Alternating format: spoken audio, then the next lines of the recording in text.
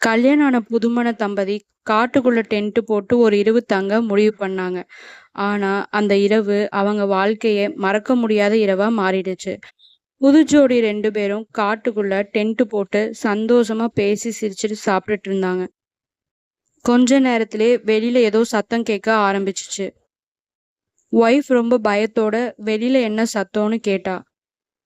அவளோட ஹஸ்பண்ட் பயப்படாத நான் இருக்கேன்னு அவள அணைச்சுக்கிட்டாரு.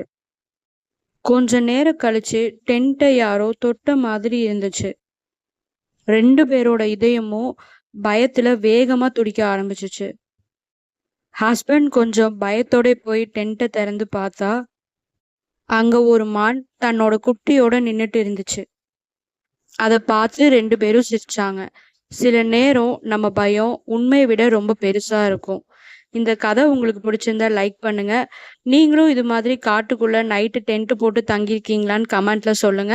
இது போல மனதை தொடும் கதைகளுக்கு நம்ம சேனலை சப்ஸ்கிரைப் பண்ண மறக்காதீங்க.